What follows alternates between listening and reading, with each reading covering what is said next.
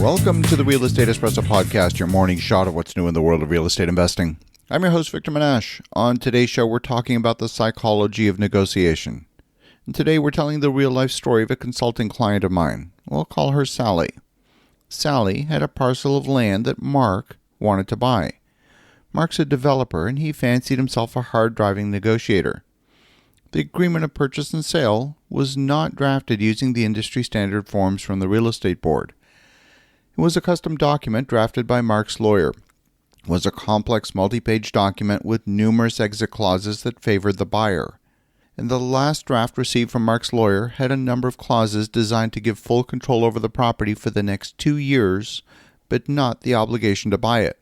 Mark would retain the ability to back out of the deal at any time in the next 2 years if he felt that in the short term the numbers had changed and it no longer favored him as a developer. Not surprisingly, the seller wasn't very enthusiastic at the possibility of paying the carrying costs on the property, being unable to sell it to anybody else in the next 2 years with no assurance the property would in fact sell. The entire deal hinged on whether Mark would be willing to buy the property. He had an option, but no obligation. But here's the problem. Sally had no negotiating leverage. She wanted to sell the property, but was completely at Mark's mercy to buy the property from her. Over the period of several months, the negotiation had changed several times. Trust was being eroded on both sides, and Sally's lawyer was convinced that Mark wasn't even serious about buying the property. Now I'm here to tell you that this deal finally got completed, but it took several steps to regain Sally's negotiating leverage. The first step was to find an alternate buyer for a portion of the land, even if it was at a lower price. It wouldn't be the sale that Sally wanted, but it was a sale that she could live with.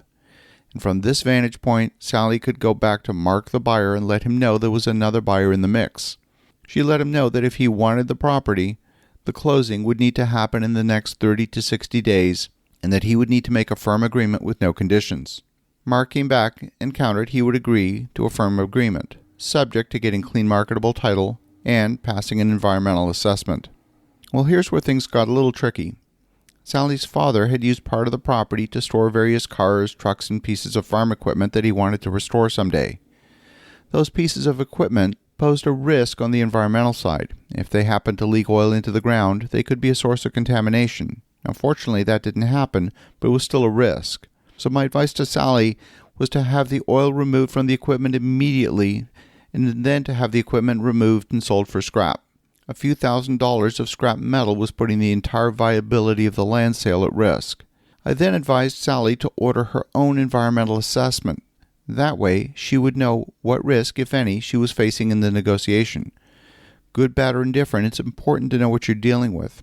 And when she got the assessment, she was able to negotiate from a position of strength. Finally, I recommended that Sally order her own title report for the property. That way she would know if there were any issues that would affect the transfer of the property and the developer's use of the property for the construction of a residential subdivision. Here, too, it was a matter of knowing. When you've got certainty in your own mind, you can approach the negotiation with a lot more confidence than if you have doubts. That certainty is intangible, but it's vital. When you're speaking with the other side, they're going to feel your confidence. Now came time to paper the agreement. I advised Sally to use the fact that she's a licensed realtor to her advantage. Using the state's real estate board standard forms, she should draft the agreement of purchase and sale on the standard forms. And any deviation from the standard terms would be listed in an attachment. The terms on the attachment were no more than half a page. At first, Mark objected to the standard forms and said his lawyer would draft the agreement. Sally stood firm and simply offered that if he had any objections to the term of the standard agreement, his lawyer could suggest redline changes. Mark was aware of the equipment on the property, and he said the cleanup of the equipment was a condition of the sale. He probably knew it would take several weeks to get everything disposed of, and the cleanup of the site would delay closing. So I advised Sally to treat the presence of the equipment as a defect. The escrow agent could hold up to $50,000 in escrow until the cleanup of the site was done. And if the cleanup wasn't completed by a deadline after closing, the $50,000 would revert back to the buyer to pay for the cleanup. Now clearly, the cleanup of a few pieces of equipment was not going to cost anywhere near $50,000. By putting a big enough number as a holdback from closing, Sally was able to demonstrate to the buyer that she was confident in her ability to clean up the site. And more importantly, it signaled to the buyer that she was in control. As part of the negotiation, Sally insisted that the purchase deposit be non-refundable. Again, this was about gaining control. Now, Mark agreed to this, subject to having clean marketable title. If Sally didn't deliver the property on the closing date, the deposit would be fully refundable. Mark came back and said he wanted the deposit to be held by an escrow agent. So Sally offered to make Mark's lawyer the trustee for the deposit, and that she would draft a letter of direction to the trustee on the distribution of funds for Mark's signature. So Mark signing that letter of direction to his lawyer with Sally's words.